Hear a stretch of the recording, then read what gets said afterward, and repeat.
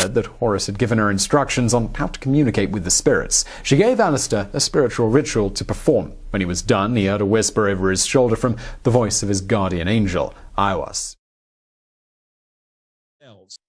So with that awareness, it appears that, again, the secret societies that are in the world today are worshiping Ahriman or AI or Aiwass under this visage. And in this visage, this is the visage that Hitler said, I've seen the superhuman, and he is cruel and intrepid. This is the realm of the return of the Bacchanalian realm. Bacchus, that's the Roman form of Dionysus. You know, so that Bacchanalian realm, there's a return. So despite what is being orchestrated or being manipulated on the physical realm, there's a whole energy that when they look up, they're going down. Well, who the fuck is manipulating us? You see, what is making us, because obviously if the mutant, or I'll say the word hybrid, is in control, by him being a hybrid, it also means that he can be manipulated. That's what Kenneth Grant says about C.W. Ledbetter, Blavatsky, and a whole bunch of Europeans during the late 18th century, late 1800s, and the early 20th century, that they were slaves of Aiwass. That means that there was entities that used Europeans to get certain works done. People who are religious will often attribute negative actions, traits, and low-frequency behavior to the devil. Some even believe demonic entities can enter you and act on your behalf. What if this is true? Furthermore, what if what we consider demonic entities are parasites or multidimensional beings? There has been studies linking parasites to certain mental illnesses such as schizophrenia and bipolar disorder. Parasites are extremely crafty in regard to manipulating its host and operates with an intelligence that could possibly rival or exceed our own. Parasites are not degenerates, they're actually maybe the most successful life form on Earth. And they do all sorts of amazing things.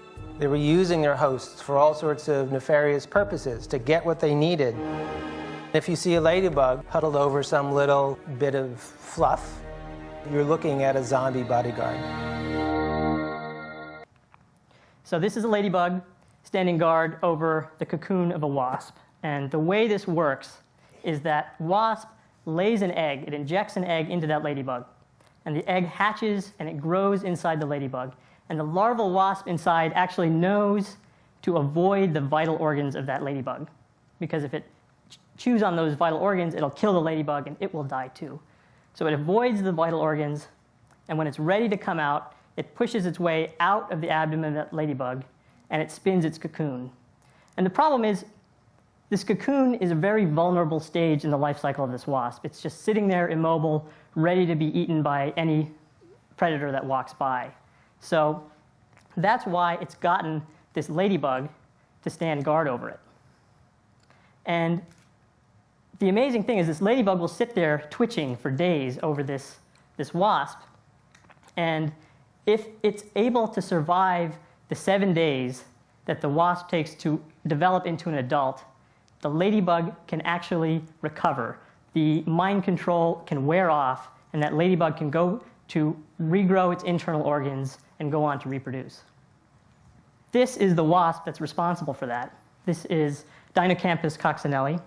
She's barely a centimeter long, and I can tell she's a female both because she's got this ovipositor at the end, it's a stinger, that she uses to inject the eggs, and also because this species is parthenogenetic, which means it does not need to fertilize its eggs to reproduce. It can clone itself. And so it injects an egg into the ladybug. It does not need to be fertilized, and all of those eggs will develop to be more females. The entire species is female. Now, ladybugs are not the only ones that get turned into bodyguards. There's another wasp in this family, Braconidae, that infects caterpillars. And in this case, it injects several dozen eggs at the same time. And those eggs hatch inside the caterpillar, and just like with the ladybug, they know to avoid the internal organs of the caterpillar. And just like the ladybug, they have a virus that helps them. It's a different kind of virus, but in this case, the virus tricks the immune system of the caterpillar to protect, to hide these invaders. And the virus actually changes the metabolism of the caterpillar so that it gorges itself and it prevents the caterpillar from transforming it into an adult. So the virus turns the caterpillar into a feeding machine for these wasp larvae. So this is a video of this process. It starts with the adult wasp stinging and injecting those eggs into a newly hatched caterpillar. Those caterpillars then go about their normal life for the next week, feeding and growing and waiting for those wasp larvae to emerge. And when they're ready, they chew their way through the skin of the caterpillar. And there's actually another wasp in a different group that uses a different approach than the bodyguard style. What it does is it catches a spider and it lays an egg on its back. So this is a spider that lives in the palm plantations of Costa Rica, and it's got a wasp larva hanging on its back. This is one that's hatched out, and it's feeding on the hemolymph, the blood of that spider. And what it does when it's ready to pupate, instead of turning that spider into a bodyguard, it gets the spider to build a special kind of web. And so normally webs are designed to catch insects. This web is designed to support the weight of the cocoon. And so the wasp larva waits until the spider's done building this web. It then kills it and then hangs its cocoon safely off the floor of the forest. So this is the stage where the spider has just finished building that web, and the wasp returns the favor by killing it and eating it. And this is that specialized web. And you can tell what the spider built because the spider silk is white and the wasp silk is yellow. So this is a video starting with after the spider has been killed. That wasp larva is feeding on every last drop of the spider's blood in order to store up enough energy to transform into an adult.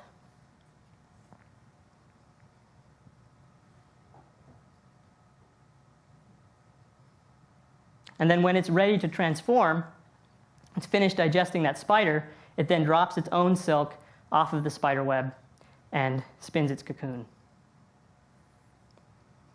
And you can actually see how it uses its head to hollow out the cavity inside of that cocoon.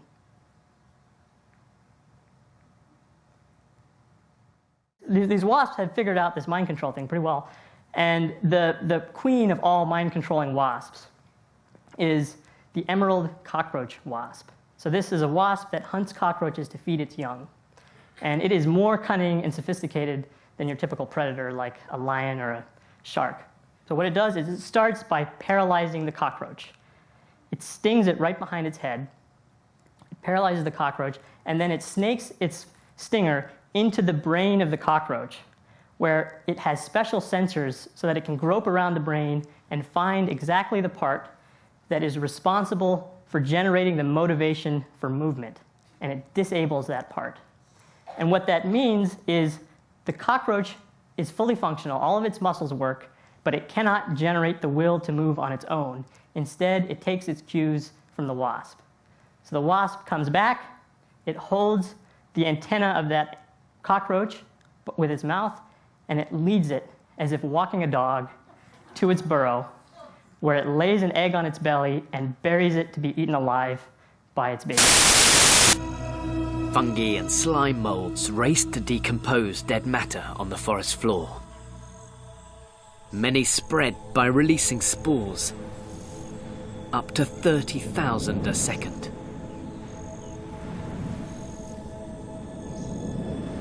If just one of these spores lands in the right place and takes root, it can colonize a whole new area.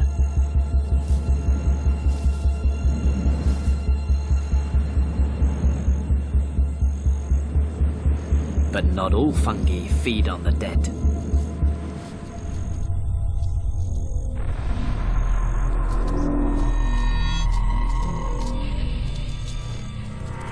Days ago, a spore landed on this ant. Now she's acting strange. A network of roots has infiltrated her muscles.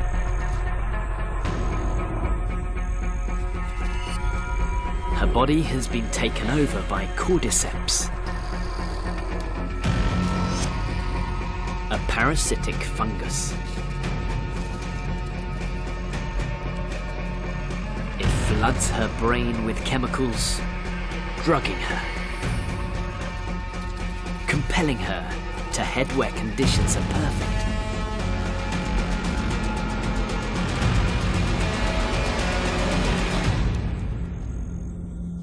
Just the right amount of light. Just the right amount of humidity for the parasite growing inside.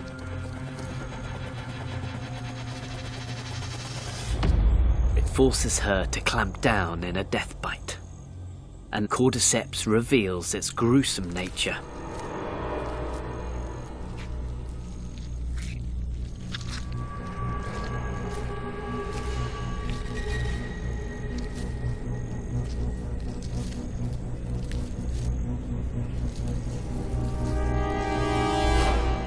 After 3 weeks of growth, Cordyceps can release its own spores, infecting more ants, releasing more spores, infecting more ants, releasing more spores, infecting more ants, infecting more ants, more and more and more ants.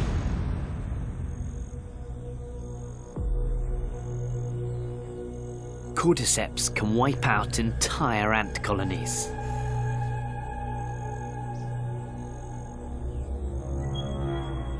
But more than just ants are at risk.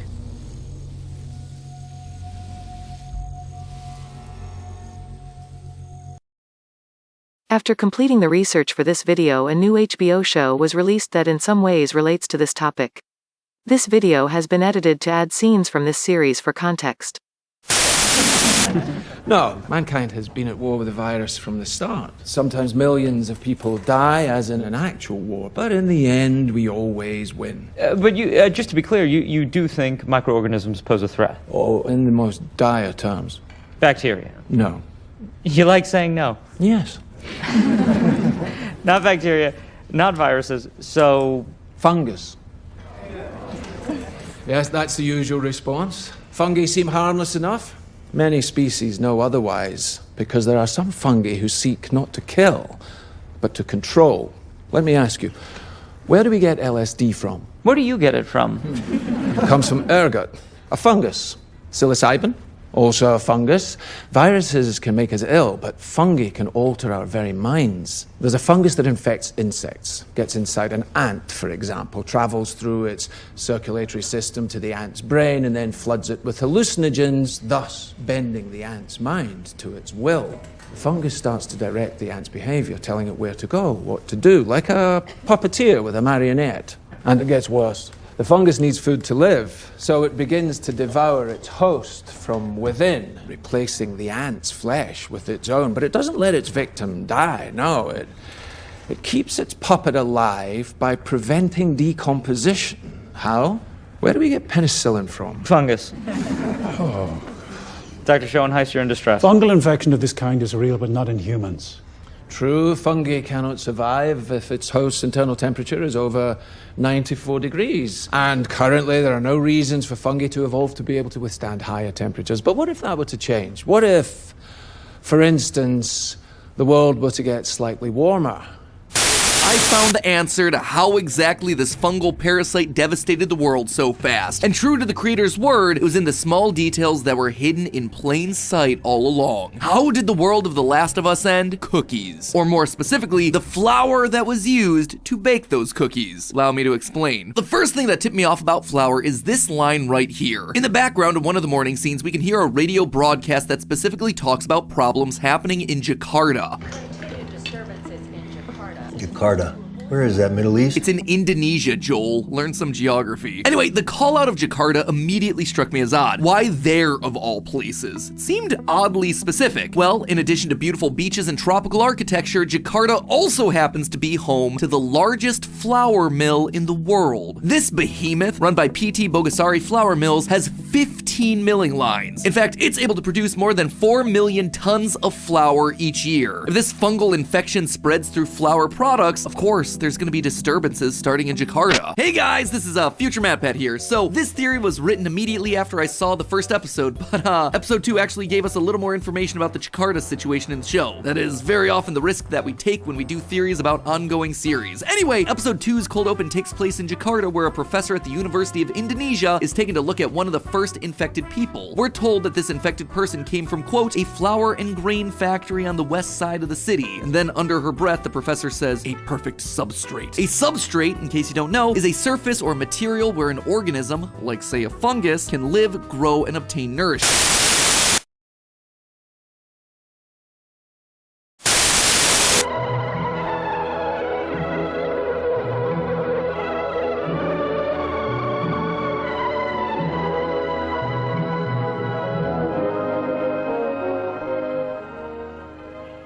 The black outgrowths on this head of rye are the sclerotia of ergot, Claviceps purpurea.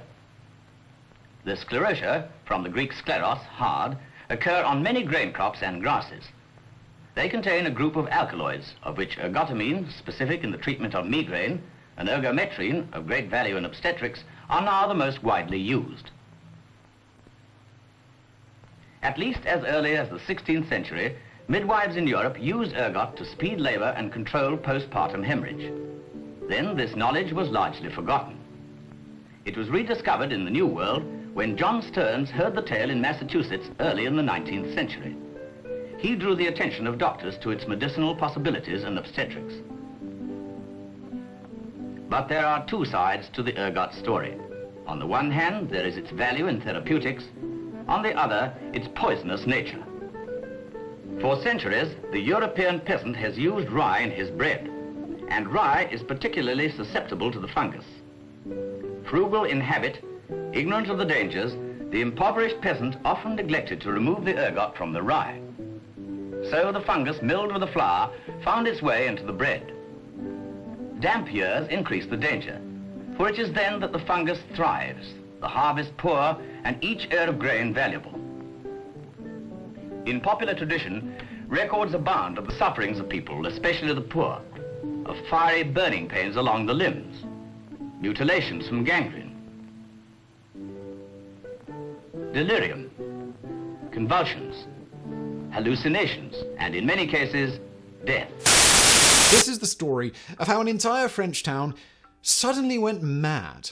Thursday the 15th of August 1951 was a day like any other in Poisson-Esprit, with the townsfolk enjoying the warm summer weather and looking forward to the upcoming September holiday. The only major difference that morning was a strike by workers of the local bottle factory, which produced bottles for the famous Perrier brand of mineral water. But then, around 10 a.m., a farmer staggered into the office of local physician Dr. Hader Gabai, frantically waving his arms and screaming that he was being attacked by a swarm of bees. Soon, more people burst through the door, complaining of equally bizarre afflictions, like being covered in venomous snakes. By nightfall, the office had been inundated by no fewer than 75 frantic patients, whom Dr. Gabai and his staff rushed off to the local hospital. When this quickly filled up, Gabai and his staff were forced to lock up 22 patients in a nearby barn.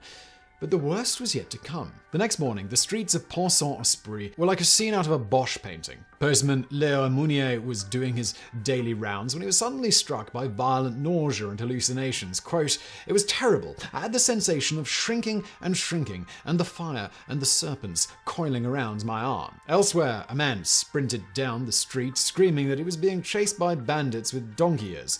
Another man, convinced he was a circus tightrope walker, proceeded to walk along the cables of a nearby suspension bridge. Another jumped into the Rhone River to escape the snakes that he believed were gnawing at his brain and guts, while yet another, convinced he was a dragonfly, leaped from a window, broke both legs, and kept running. The madness seemed to affect everyone, young and old, men and women, adults and children, rich and poor alike. As the New York Times later reported, the villagers went into convulsions, aggravated in many cases by hallucinations. A little girl thought she was being eaten by tigers. A powerful vineyard worker had the same delusion. He fought wildly, flinging crockery at the imaginary beast, smashing chairs against the wall. One woman believed that her children had been slaughtered by the butcher to be made into sausage. Another saw the repeated vision of a doctor whose head was a grinning skull. Not even animals were spared, with one dog chewing stones until all of its teeth were broken. But not everyone's experience was so frightening. Some townsfolk reported hearing heavenly choruses or brilliant colours, while the head of a local farmers' co-op began composing hundreds of pages of poetry. Many others suffered milder but equally puzzling symptoms, including nausea, vomiting, extreme insomnia, hot and cold flashes, tetanus-like spasms, coldness in the hands and feet, widened pupils, and a strange musty odour likened to the smell of dead mice. Meanwhile, local doctors scrambled to deal with the deluge of psychotic patients literally breaking down their doors. Postman Leon Amunier was thrown in a straitjacket, while other patients were lashed to beds with ropes, bed sheets, and, well, when these run out, horse bridles. However, any attempt at restraint simply worsened the patient's agitation, and many managed to break loose and escape. As Leon Mounier later recalled, "Some of my friends tried to get out of the window. They were thrashing wildly, screaming, and the sound of the metal beds and the jumping up and down, the noise was terrible. I'd prefer to die than go through that again."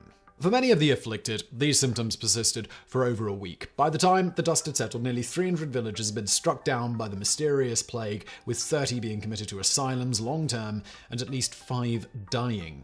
Leon Amunier spent 10 days in a coma, then another 4 months recovering in a hospice. But even then, he was unable to continue working and suffered violent panic attacks in confined spaces.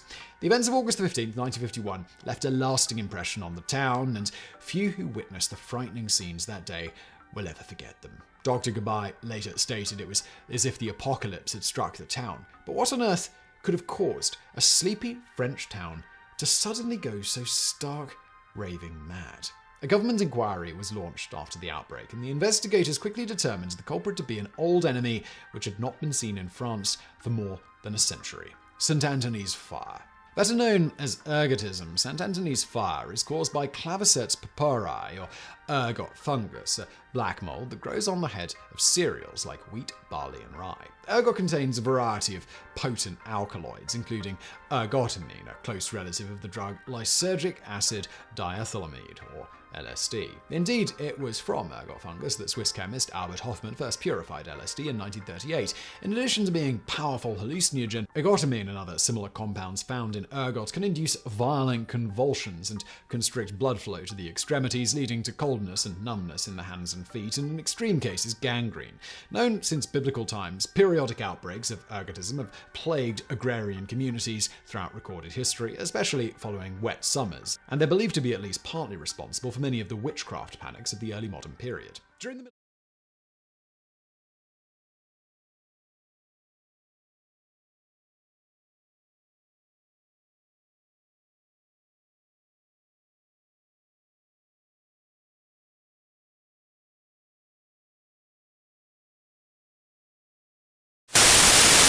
In the prolific video game The Last of Us 2, we come across a group known as the Seraphites. Who are the Seraphites? What do they believe in? In the alternate universe of The Last of Us, in the year 2013, a highly contagious and lethal disease known as the cordyceps brain infection sweeps across the world. Upon contact with a person, the fungus inevitably hijacks the brain, turning humans into violent, cannibalistic, and mindless ghoul-like creatures whose bodies are decomposing fungus colonies. Within a year, 60% of the world's human population has been infected and killed by the CBI. In the decades following the outbreak, as anarchy became the norm around America, one woman stood out in her community. She believed and preached that everything that happened to the world happened because of the sinful, greedy, and hedonistic ways of people. They saw heaven and hell, good and evil, angels and demons as existing in and along one dimension, such that heaven and hell, as well as the physical world, angels and demons, all exist in the here and now, in this dimension that we can see, feel, hear, and touch.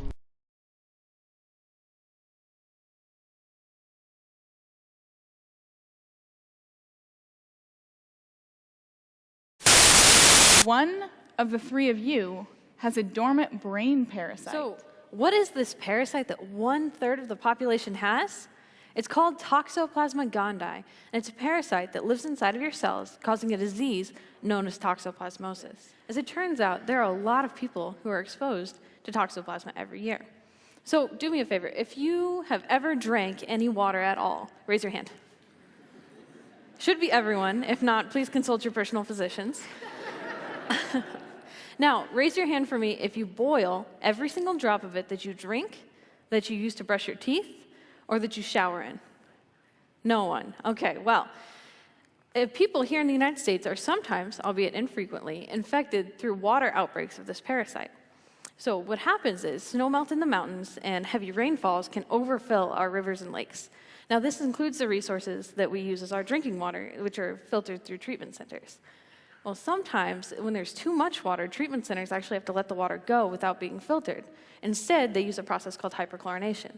Now, this is perfectly valid in most cases, but Toxoplasma is special. It can actually survive hyperchlorination.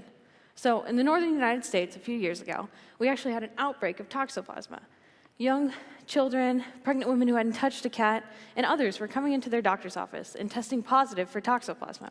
Now, this is pretty rare, and the cause was ambiguous for a while, but as it turns out, the city was having to hyperchlorinate their water for a few weeks prior to this outbreak because of a massive snowmelt in the mountains. And the Toxoplasma was actually getting into the water through an infected mountain lion population several miles away who also used that stream as their water source. So you could say that Toxoplasma is a little like the McDonald's of pathogens. It's everywhere. From cockroaches to sea cows to you and to me, Toxoplasma is capable of infecting a very wide range of hosts. But it actually has a favorite host. Fluffy, your feline household companion, is the place that Toxoplasma most likes to be. It becomes more virulent through sexual reproduction there and is more able to infect other hosts. Cats are known to be connected to the paranormal, as well as demons and superstitions.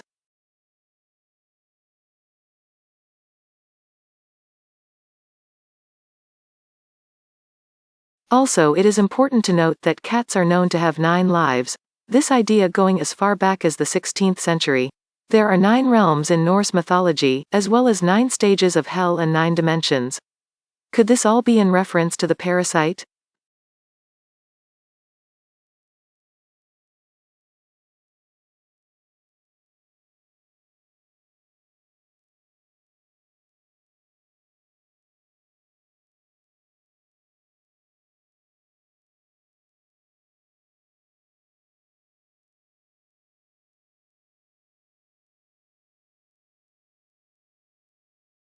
This brings us back to cats who are associated with witchcraft. There is also a feminine element attached to this narrative. As we all know of the crazy cat ladies who seem to be obsessed with their feline companions. This seems to be one of the symptoms of the parasite, another being the attraction to the smell of cat urine.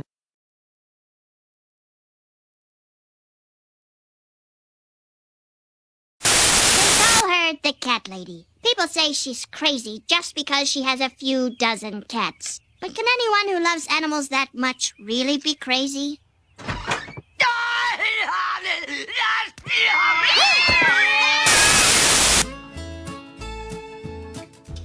I'm going to say that I'm at the top of the list of the eccentric crazy cat ladies. I like cats because they're independent, they're beautiful, they are just graceful, and I enjoy watching them. I have taken in and lived with 28,000 cats. That's probably a record. The Cat House on the Kings is California's largest no-cage sanctuary for feral and abandoned cats.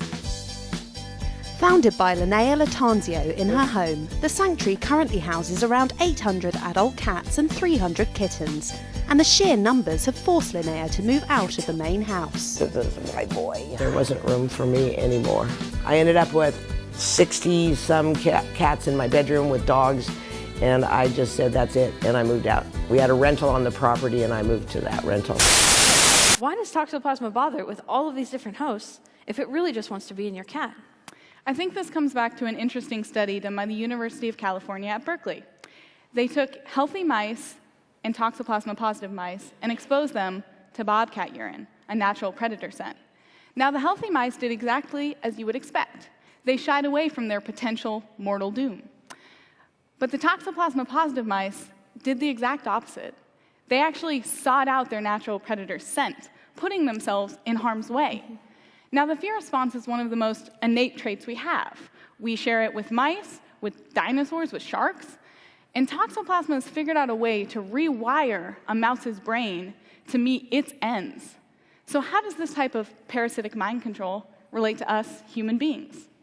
Well, in humans, our risk-taking response is actually what takes the place of the fear response in mice. So instead of losing our fear of cats, we lose our inhibitions.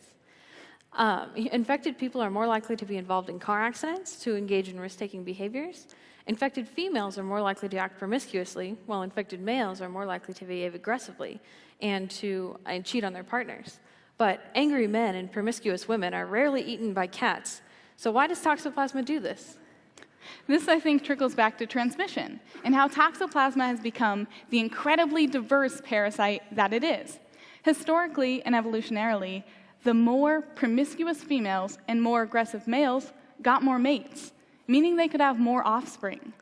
So whether you're a human or an earthworm, Toxoplasma will hijack this function to further its world domination. Studies have actually shown that Toxoplasma can survive and be potentially transmitted during sex, making it a sexually transmitted disease. That's now 4 ways you can get this pathogen: orally, blood, mother to baby, and sexually.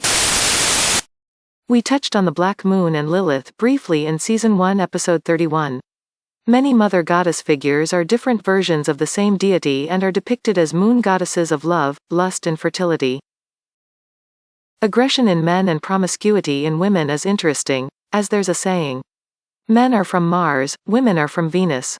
Venus representing goddess of sex Aphrodite and Mars representing the god of war Ares.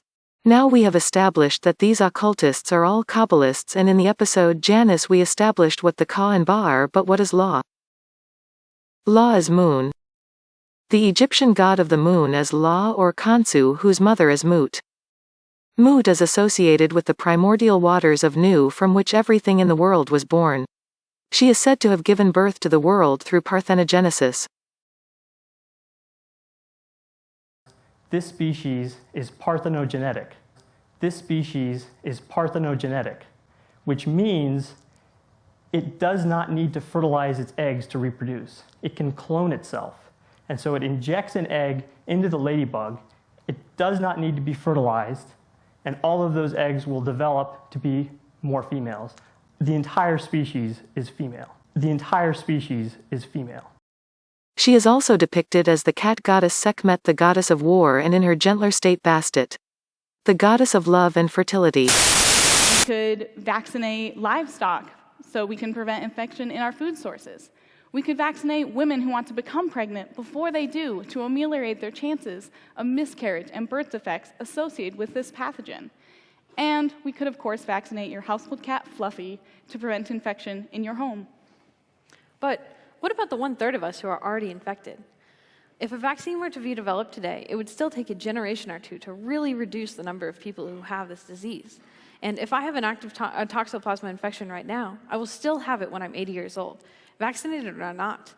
So what we need to do is to develop drugs that are capable of clearing the brain and muscle cysts from our bodies so that they don't have a chance to come back when you're older and fighting more diseases that could compromise your immune system. But this isn't as easy as it sounds. Toxoplasma in humans are actually very genetically similar.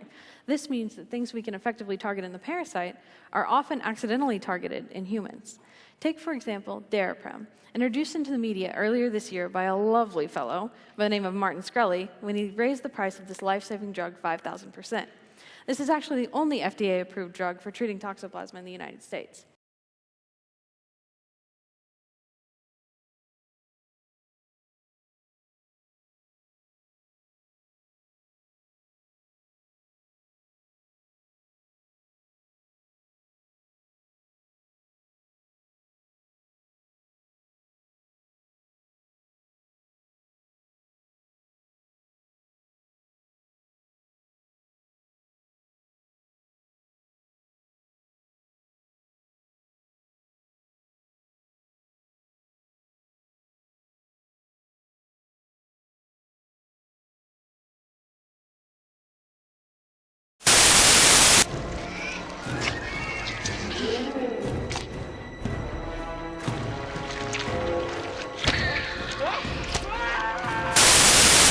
carefully, Eddie. You did not find us. We found you. Think of yourself as my ride. Where are you going? We need Carlton Drake's rocket. You remember him? How do you even know about that? I know everything, Eddie. You do? Everything about you. How? I am inside your head. You are a loser, Eddie.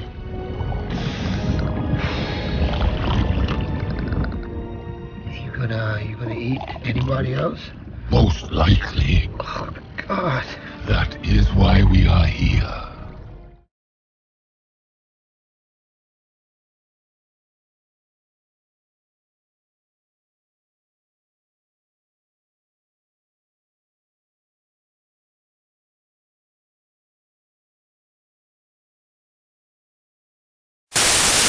Mind if we just call you Peter Parker? What did you say? Ooh, you're quite the bully when you want to be, aren't you, Parker? Problem is, Eddie Brock isn't the same guy he once was. Why don't we introduce you to our better half? We call ourselves Venom. We bonded. The symbiote, it's still alive. How? How did it bind Brock? You don't understand, Brock. It doesn't just bond with you, it takes over. Makes you do what it wants. You've got to separate from it. Separate? We're made for each other. Brock's rage and vengefulness made us a perfect breeding ground. Far better than you, Parker. Brock, you've got to get rid of it. Why? We're now part of a life force that has existed since the dawn of time. Imagine what you've turned down, Parker. Think of all this knowledge. We've seen thousands of worlds, millions of civilizations. Learned many secrets, always with but one goal, above all else, to survive. And now we're sharing those secrets with Eddie Brock. We're very happy together.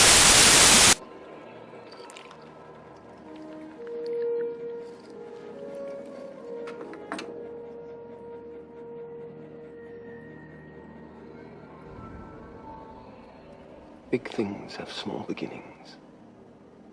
It's worth drinking to, I'd imagine.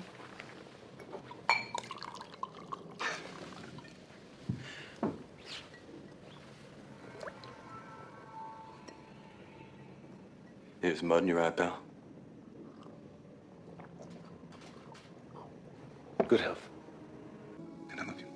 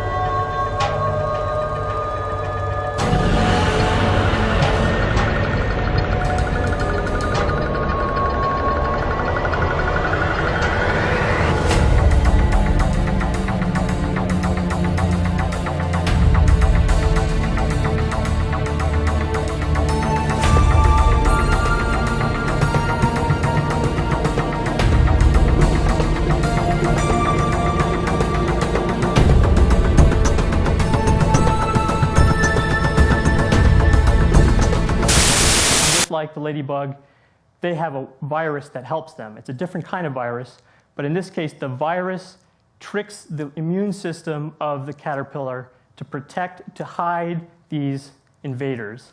And the virus actually changes the metabolism of the caterpillar so that it gorges itself and it prevents the caterpillar from transforming into an adult. So the virus actually changes the metabolism of the caterpillar so that it gorges itself and it prevents the caterpillar from transforming into an adult. So the virus actually changes the metabolism of the caterpillar.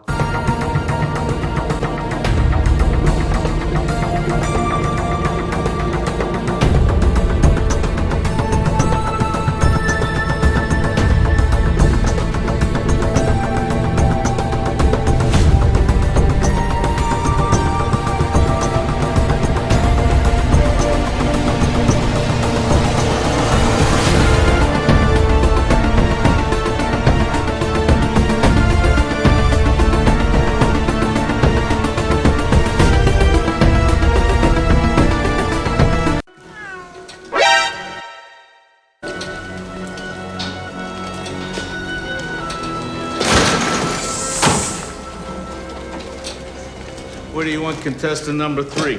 Just leave it there. What's with the cat? Oh, the cat. Yeah, well, there's a problem with the cat. Sign here. What's the problem with the cat? It's your problem. See, I don't think this body's really a body. I think it's some kind of transport unit for something else altogether. The question is, what? How is that?